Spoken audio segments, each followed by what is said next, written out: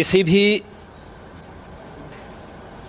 देश और समाज के लिए प्रगति और समृद्धि के नित नए प्रतिमान स्थापित करने के लिए समय समय पर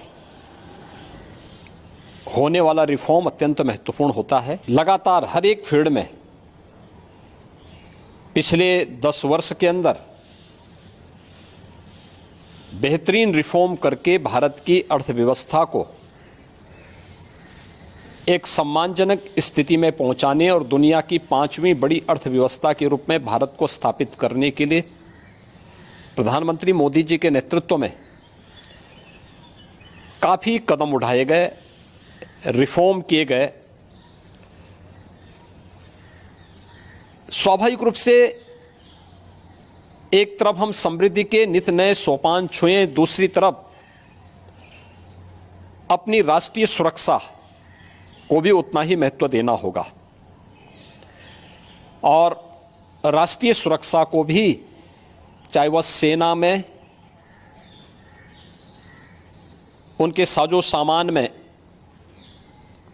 आत्मनिर्भरता के लक्ष्य को प्राप्त करने का कार्य हो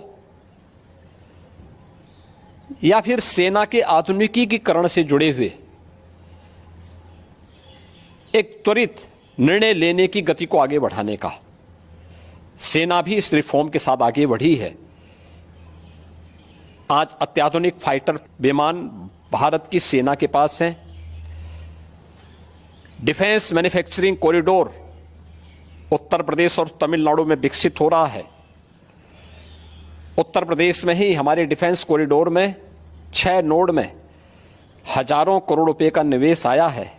भारत डायनामिक्स लिमिटेड का कार्य हो या फिर ब्रह्मोस मिसाइल बनाने की प्रगति, बहुत सारी ऐसी चीजें हैं जिसमें आज भारत ने एक लंबी छलांग लगाई है। स्वाभाविक रूप से सेना भी हमारी इस गति के साथ, इस रिफॉर्म के साथ आगे बढ़ सके। अग्निवीर की योजना भारतीय सेना में इसी देश से आगे बढ़ाई गई है। युवाओं के मन में एक उत्साह है। 10 लाख अग्निवीर भारतीय सेना के अग्निपथ के मजबूत जवान के रूप में अपनी सेवा देने के लिए आगे बढ़ रहे हैं। नौजवानों में उत्साह भी है। दुर्भाग्य है कि कुछ राजनीतिक दल जिनके लिए स्वयं की राजनीति देश से बड़ी हो गई है, वे देश की कीमत पर राजनीति करना चाहते हैं। उनका काम ही है कि हर रिफॉर्म वाले कार्य को, हर प्रगति वाले कार्य को, हर समृद्धि वाले कार्य में टांग अड़ाना, अनावश्यक व्यवधान पैदा करना, गुमराह करना, भड़काने की बयानबाजी करना, और लगातार उनके द्वारा इस प्रकार के कृत्य किए जाते रहे हैं। और इस मुद्दे को लेकर के भी विपक्ष ने लगातार गुमराह करने का प्रयास किया। आज अग्निवीर में जहां युवा भर्ती हो रहे हैं, एक ट्रेंड युवा अग्निवीर की सेवा को पूरा करने के बाद उन्हें सेना में भी अच्छा अवसर प्राप्त होने वाला है। पैरामिलिट्री में, सिविल पुलिस में और विभिन्न सेक्टर में भी उन्हें समायोजन करने के लिए व्यवस्था दी जा रही है।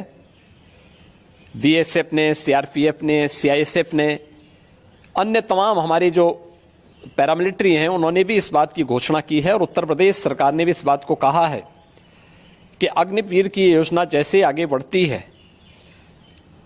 और जब ये अपनी सेवा के बाद वापस आएंगे तो हम उत्तर प्रदेश पुलिस सेवा में, पीएसी में इन नौजवानों को प्राथमिकता के आधार पर समायोजन की एक सुविधा देंगे, वेटेज देंगे। उनके लिए एक निश्चित आरक्षण की सुविधा हम अपनी सेना, अपनी पुलिस में उपलब्ध करवाएंगे। एक ट्रेन मैन पावर हमें मिलेगा, अनुशासित युवा हमें मिलेगा और इसका लाभ राज्य लेने के लिए पूरी तरह हम लोग प्रतिबद्ध होंगे कि उन ट्रेंड युवाओं को हम आगे बढ़ा सकें। और मुझे लगता है कि हमें प्रधानमंत्री मोदी जी के और भारत सरकार के इस सेना रिफॉर्म के अभियान के साथ राष्ट्रीय सुरक्षा को सर्वोपरि मानते हुए आगे बढ़ना चाहिए।